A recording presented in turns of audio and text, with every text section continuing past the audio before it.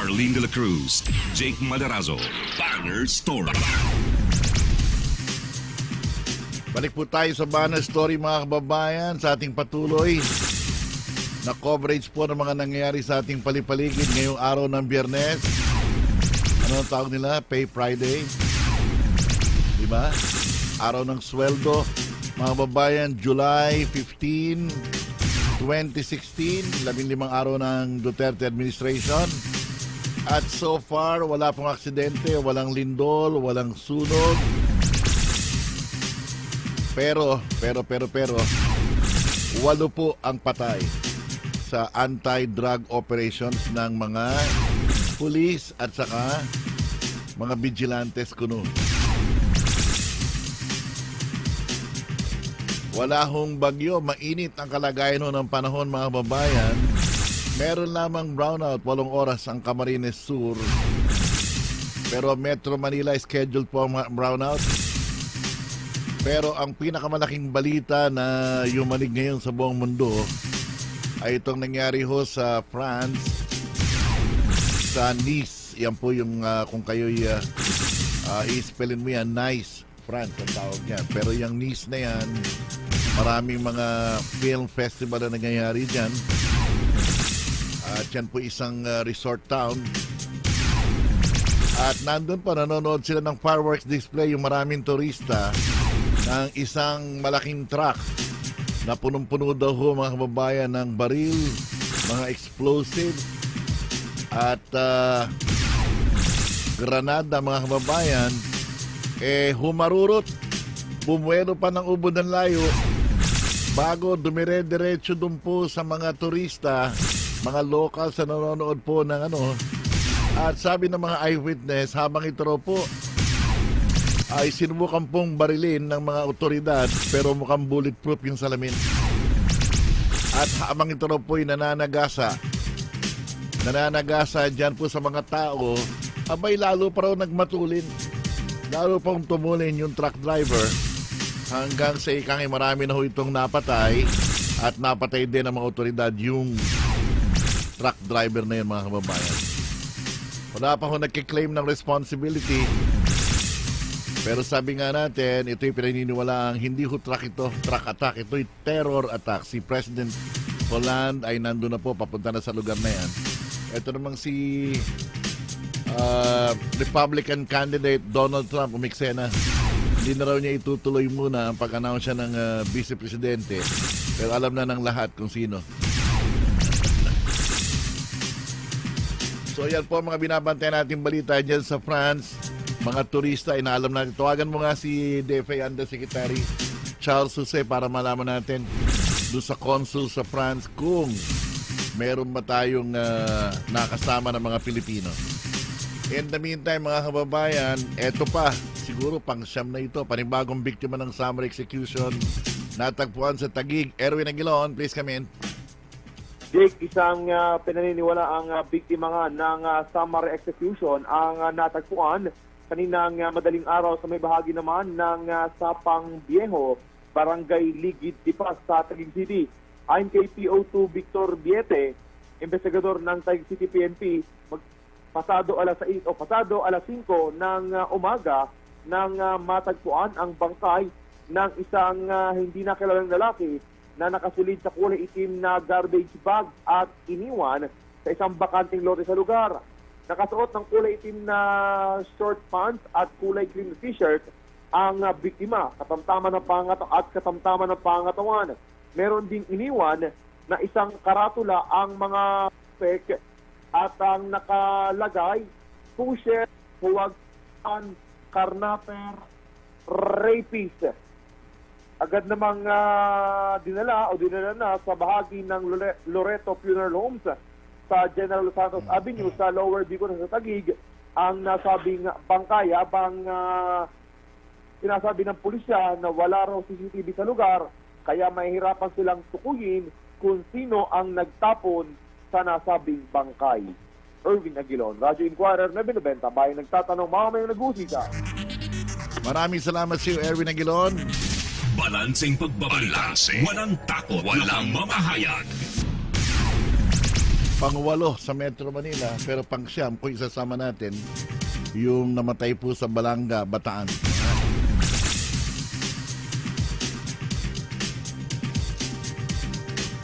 Samantala mga babayan, pwede kayo mag-react sa atin sa 0920-837-9790. Meron bago dun sa issue ng China. Meron pong mga mangingisda, nagsama pa ng TV ko para pumunta ko sa Scarborough Shoal. Ang dapat ko dyan kasi hindi na pinapunta ron dahil provocation po yan pumunta ko sila sa Scarborough Shoal para humangisda. Ayun, hinarang sila kaagad. 40 miles pa lang ang layo sa Scarborough, hinarang na sila ng Chinese Coast Guard. Pero ang bago pong balita dito mga kababayan, itong bilateral talk sa China, inalok ko nitong si Digong Duterte, itong si presidente natin, si dating presidente Fidel Ramos, para manguna po sa ika nga bilateral talk dyan po sa China. Alam niyo naman itong si Ramos konektado sa Amerika at konektado rin sa China. Magandang move po ito. Ang problema lamang, hindi pa tinatanggap ni Fidel Ramos yung alok na yan. Pero that is a great move.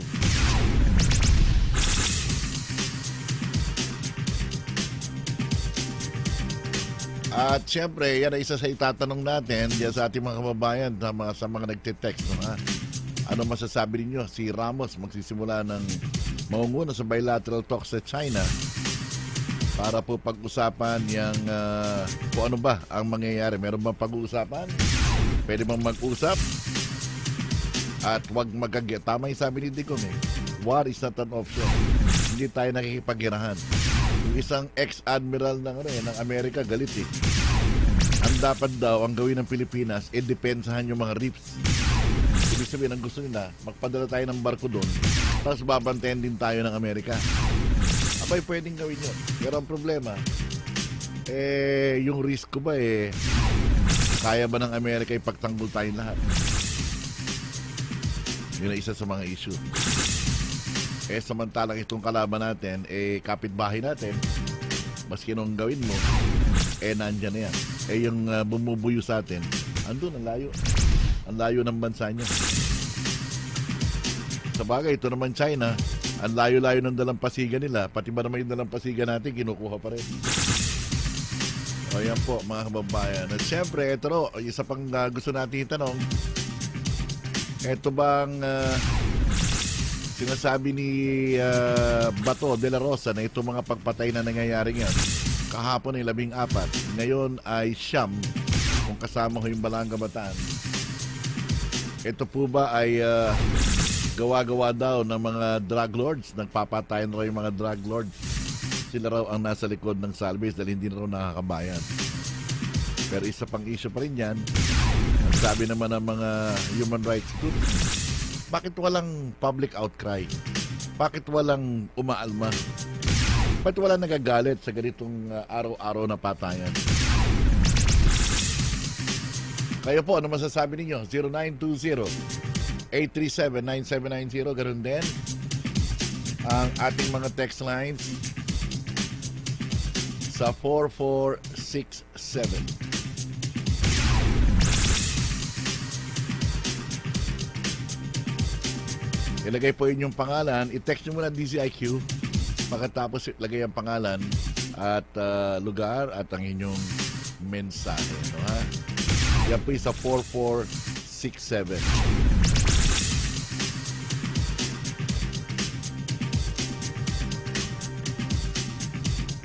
At syempre, ang pipiliin natin ay mananalo ho ng 50 pesos na load, mga kababayan. 50 pesos na load. Magkakaroon tayo ng mga pakulo tukol po dun sa ating mga billboards. Sa ngayon po, ang natatanggap nating report, meron tayong billboards dyan sa may Trinoma. 6 yun nandyan. Pakita mo nga yung video natin. May video ka ba na nakatago, Soul?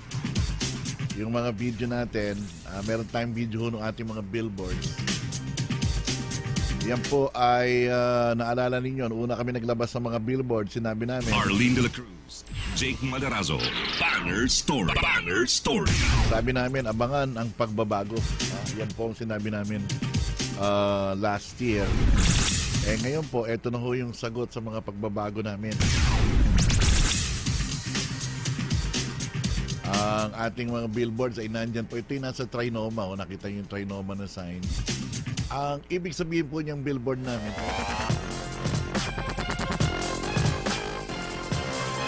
sa bandang kanan, nandun po yung aming television broadcast. Yan po sa Beam TV Channel 18. Yan ho ha. Sa bandang kanan na napapanood po tayo. Makatapos sa bandang kaliwa naman, yan yung mobile app natin. Tayo ay napapanood ho sa cellphone. So kung titinan ninyo, tayo po ay nasa radyo, tayo po ay nasa television, tayo ay nasa cellphone. At meron po tayong website, ay nakalagay po ron, radio.inquirer.net. Yan po yung ating news website. So mga kababayan, tayo po ay hindi lamang nag-radyo, tayo ay nasa streaming media, tayo ay nasa cellphone, tayo po ay nasa television. Yan po ang pagbabago ng Radio Inquirer. And soon, tayo po ay mapapanood sa Hong Kong, sa Singapore, sa Thailand, at sa buong Asia. At hindi ho magtatagal, in the next 2 months siguro, ay napapanood na ho tayo sa Amerika, North America, and the Middle East. Arlene de la Cruz, Jake Madarazo, Banger Story. Banger Story. At syempre, nakabaka po sa atin mga kababayan ay ang malaking grupo o malaking news organization po ng Philippine Daily Inquirer, kung saan makakuha ho kayo ng mga reliable at mga makatotohanang balita mula sa pinagkakatiwalaan na mga mamahayag dito po sa Pilipinas, ang Philippine Daily Inquirer. Arlene de la Cruz, Jake Madarazo, Banger Story. Banger Story. At inaasahan din natin na magkakaroon tayo ng mga... Ako, excited ako sa mga pagbabago dito. Kayo ba'y nanonood kayo ng ng K-pop? Nanonood ba kayo ng K-pop? Arlene de la Cruz, Jake Madarazo, Banger Story. Banger. Nanonood din ba kayo ng Korean novela? Ayan, ha? Nanonood din ba kayo ng Taiwan novela? O kaya ng Chinese novela? Nasa na ba ngayon sila Sanchay? Nasa na ba ngayon sila F4, Daming Zoo? Nasa na ba sila Lee Min Ho? Ayan mga kababayan. Tingnan nyo po, in the next few months, makikita nyo pa ang lalo pang transformation nitong pinagkakatiwalaan ninyong Radio Inquirer 990. In the meantime, kaya kami naglagay ng mga billboards po para sabihin sa inyo na sinabi namin, abangan ng pagbabago. Eto na po mga kababayan, ang napakalaking pagbabago. At nandyan lahat yung aming mga reporter, yung mga anchors namin. Meron pa bang meron bang nawala doon na mga may nagreklamo pa? Wala na. Tanggalin na natin. Pabubura ko lahat. Pabubura ko na tayong lahat, sabi ko. Anyway, so yan po. Ang natanggap ko report, meron tayong 6 dyan sa may Trinoma. Meron tayong isa dyan sa may Globe Asiatic. O kung di ako nagkakamali, isa, no ha? Pagkatapos, meron din tayo dyan sa may Diliman Preparatory School, sa may Commonwealth. Tapos meron din tayo dyan sa may Commonwealth, sa may Novaliches, sa may Precious Gem. Meron tayo dyan. Meron din isa ron sa may malapit sa NCBA. Malapit sa NCBA. Yan po yung sa may kanto ng kanto ng Dahlia. Abay, mataong lugar yan. Matraffic yan, diba? So makikita nila yung ating pong billboard. At marami po yung ipapakalat po natin sa EDSA. Hindi ko nasasabihin sa inyo mga numero. Arlene de la Cruz, Jake Madarazo, Banger Story. Banger Story. Pero makakaroon tayo ng pakulo. Ang gagawin natin, kasi tayo po napapanood ng live sa Facebook. Ngayon, tayo po napapanood ng live sa Facebook. I-like nyo lamang po kami sa Facebook. Pagkatapos po ayan, mapapanood yung aming broadcast. At ipapakita ho namin sa inyo yung mga pictures ninyo ng aming billboard. Ang gagawin natin, kayo nakasakay sa bus, pag nadaan ho kayo sa mga billboard natin, kunan ninyo ng picture. Kunan ninyo ng picture, kung pwede nga selfie. Pagkatapos, i-post nyo po dyan sa aming website. Ito pong Radyo Inquirer 990. Pag meron kayong selfie at meron kayong nandyan po yung billboard namin, lagay nyo yung lugar, magbibigay kami ng premyo sa inyo. Ang premyo namin, alam nyo ba yung guyito? Naku, ang dami nang hihingi nun, ha? O, bibigyan namin kayo ng guyito. Tapos maghahanda kami ng, marami pa akong inahanda na siguro isang t-shirt. Pagkatapos, siguro cash, konti lang. Konti lang. Pakulo lang ho natin yan para at least malaman namin ang inyong reaksyon sa ating mga billboard na nakakalat ho ngayon sa Metro Manila. Para malaman ho ninyo na kung gusto nyo na ibang programming, kung gusto nyo na ibang panlasa naman, sawang-sawa na kayo sa ibang mahilig mag-ingay, pero huli naman sa balita at mababaw ang analysis. Siyempre, dito na ho kayo sa Radyo Inquirer 990. Arlene de la Cruz, Jake Madarazo, Banger Story. Bangers. It's 7:58 in the morning. Naku, binabasa ko itong sinabi nitong isang witness dun sa may nangyari dyan sa Nice, France. Ako'y bigla nalungkot. Alam ko na nakalagay. Bodies flying like bowling pins along its route. Heard noises, ones that I will never forget. Para daw bola ng bowling na dumaan yun, tumatalsik yung mga tao. Grabe talaga. Grabe po talaga ito. Sige po mga kababayan, mag-text kayo sa atin. Meron na ba ibang reaksyon na Miss Mary Rose? Tingnan mo nga. Basahin natin bago tayo mag-break.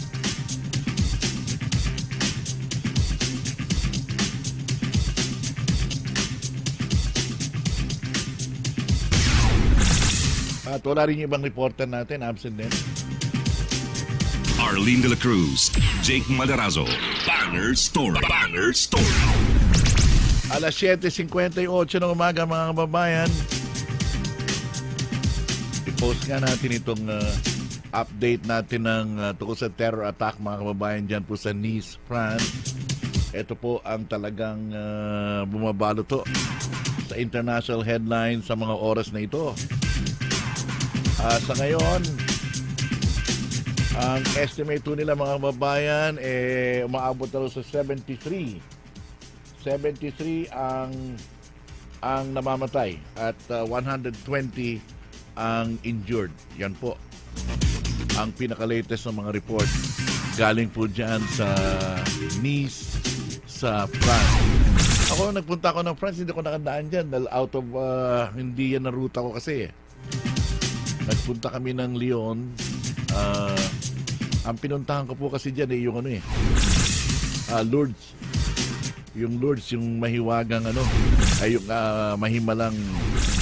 Ako, grabe doon. Grabe doon sa Lourdes na yun. Talaga maninindigan balahibo doon. Pinaliguan kami doon. Pero out of the way po ang Nice. Sabi ko, sige, next na balik ko na lang. Pero grabe po mga kababayan. Ito ang mga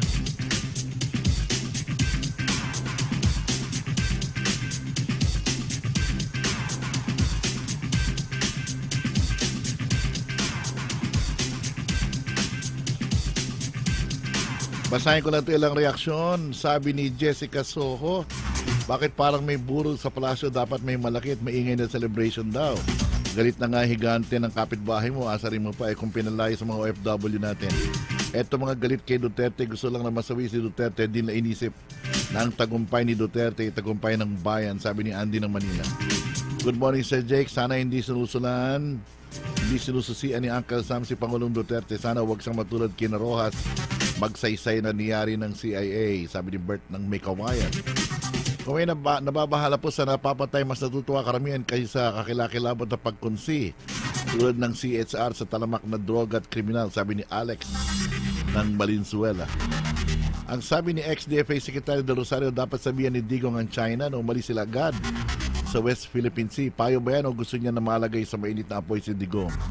Umuusik na nga ang galit ngayon ng China. Marami silang nuclear missiles. Tapos iahampas mo yung decision sa mukha nila. Baka pa-deport ang mga OFW natin. Makakain ba ng mga pamilya nila yung American accent mo, Del Rosario? Kung di kayo makatulong, just shut up na lang. Parang ang tagal ng Pangulong si Digong. Kasi mas marami nagawa nito sa 2 linggo kesa ka Pinoy na 6 na taon. Eto namang isa, si Andy pa rin ba ito? Yung analyst na si Ricardo Heideran na binabayan nagpayag hindi kong magpatulong tayo sa kanotapon para mapalis ang China sa dagat. Gusto ba niyang makagera?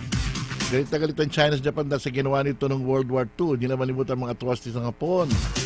Tayo, nawala na sa memory natin ang madugong Japanese occupation kung saan ang mga Hapon. Kapit-bisig si collaborator Lolo Benigno Aquino I ay kumatay, tinorture at ginahasang 2 milyong Pilipino. Galit na galit si Andy talaga kay galit na galit kay Pinoy. Arlene de la Cruz, Jake Madarazo, Banger Story. Ang pinagpapasalamat natin mga kababayan, wala pong major accident ngayon sa mga lansangan. Wala pong sunog ngayong umaga na ito. Hindi katulad kahapon, meron sunog. Diba? Walang lindol. Ayan Wala hong bagyo, mainit lang mamayang hapon. 34 degrees centigrade. Yan ho ang nangyayari yan. Pero merong 9 na patay. 9 na patay sa anti-drug operation. Pero sa ibang bansa, mga babayan, na malaking balita nga ay yung terror attack niya sa Nice, France. 73 ang patay, 120 injured. Puro turista, hindi natin malaman kung may kasamang Pilipino. Kinokontak ko natin si ASEC Charles Jose ng DFA, hindi pa sumasagot. So, ang tabayanan, patuloy tayong magbabantay ng mga balita, hindi lamang po sa ibang bansa, kundi maging dito sa ating pinamahal na Pilipinas. Walang takot, walang mamahayag. Radyo Inquirer 990. Oras po, alas 8:03 ng umaga.